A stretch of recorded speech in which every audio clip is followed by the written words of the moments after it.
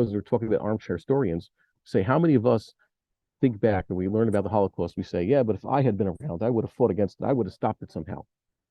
Did you stop this? Do you know what to do right now? There you go. People say, what if you had a philosophical question? You had the atom bomb, 1943 and 1944, would have been right to use against Nazi Germany.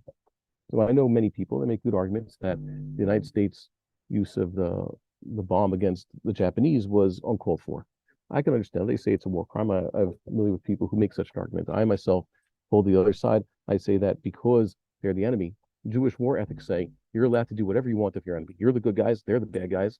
And in the Chemes mitzvah, it's anything is fair because they would do the same to you. So Kal v'chomer, if there had been a way to stop Nazi Germany back in earlier in the war, it should have been done. I don't think anybody disagrees that nuking Berlin in 1942, 43, or 44 would have been such a bad thing. It could have saved a lot of lives and it would have been the right thing. But let me ask you now this. You have Nazi Germany right on your doorstep. They behave like Nazi Germany. They've declared it. What are you going to do about them now? What is our leadership? How do they treat them? I heard what Bibi said. I heard what Gilad Erdogan said. He's the UN representative. We've heard what the chief of staff has said. They have expressed no intention to do what is necessary. Only that they've expressly said that they intend to do just weaken the enemy. So you understand now, no one is fighting Nazi Germany. And that brings us to an important midrash that Rashi brings on this pasuk. I'm going to put it on the screen. This is something that's highly disputed. It's one of the most disputed chapters in the Torah. I'll put it over here. Here's Rashi on Bamidbar. This is, many people have mentioned this. It says, after Aaron died, the Jewish people were attacked by the Kanaani, Melech Harad Yosef HaNegev.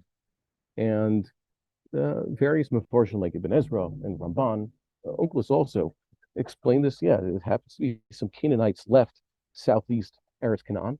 Arad is, as you know, to the west of the Dead Sea. And they attacked the Jewish people when they were on the other side of the Jordan, on the east side. They had come, Derech HaTrim, whatever that is. All these matters, the little pieces of Pasuk are subject to great dispute. But Rashi brings up a midrash. He says these are not Canaanim, these are Amalekites in disguise. Okay, they disguised themselves. They spoke Canaani language instead of Amalekite language, even though both spoke a form of Proto-Hebrew.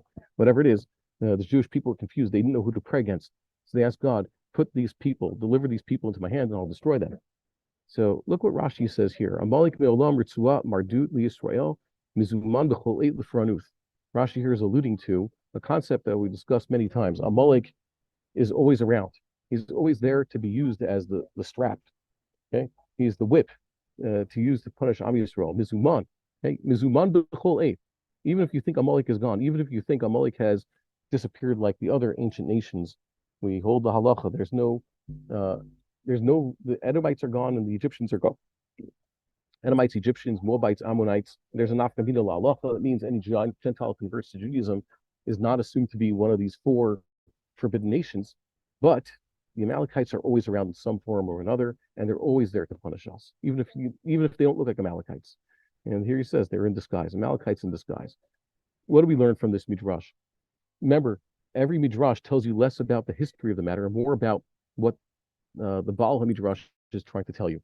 In this case, if you want pshat and who this was, so get yourself, like I said, Mikros Gedolos and Onkelos, and read the various Mefarshim, and they'll try to explain to you who these really were. But the Midrash is telling you that Amalek always comes in another disguise. Last century, Amalek spoke German, and Amalek had the flag of the swastika. But in our days, Amalek looks different. Whatever, it doesn't really matter. It's still Amalek. He changes his language, he changes his flag, he changes his location. Someone told me, oh, this is not Holocaust going on here. Why? Because that was then, that was now. That was Jews in Chutz La'aretz, and it was a ruling government. And here it's Arabs. Totally irrelevant chilukim, distinctions.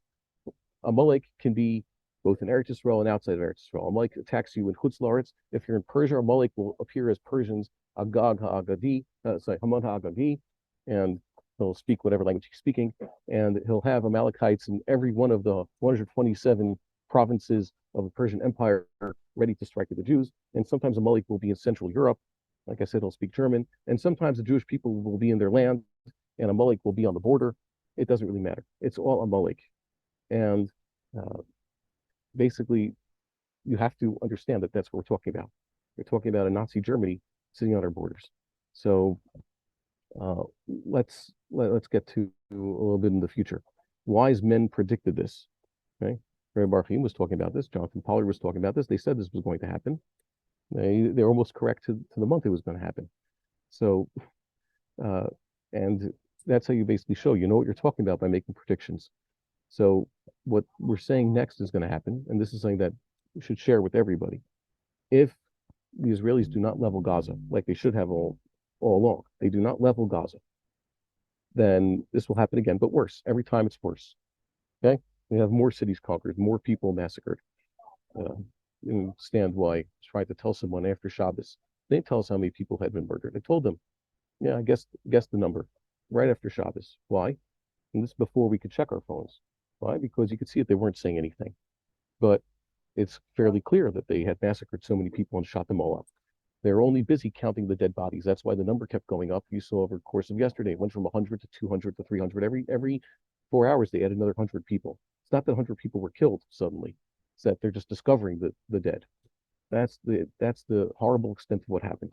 So this is just going to happen again.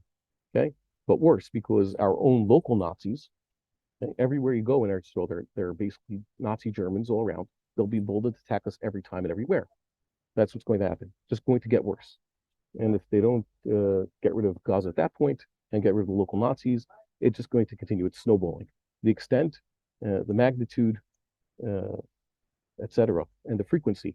Okay, the extent, the magnitude, and frequency of these attacks will only increase if what needs to be done is not done. And unfortunately, the people in charge, who need to be removed, by the way, once things quiet down, it's very important that we have a regime change here in the land of Israel because the people in charge now, not only did they it was their criminal negligence that brought this about, but they're going to continue doing it. They've already said quite out loud that they can wish to continue with this, so we have to prevent that. And we also have to look at our fellow Jews and tell them Jews who repeat the enemy's propaganda are our own enemies. Jews who say, well, the enemy said that it's because Jews want to keep mitzvahs like building the base of Mikdash or even just praying at the side of the base of Mikdash. Just one example. They say that, see, if we hadn't done this, if we had not done our mitzvahs or attempted to do mitzvahs, the guy would have left us alone. Not are they foolish, you should have, if they had lived in, once again, in Europe, last century, have said, it's all our fault for something or other. If we hadn't done this, we wouldn't have provoked those Germans. Everything would have been fine. Everything would have been fine had we not provoked those Gentiles. That's utter nonsense. Those people need to silence themselves and stop joining hands, or at least joining in on the ideology of the enemies. They're supposed to learn the Torah and see what the sages told us to do, what God told us to do.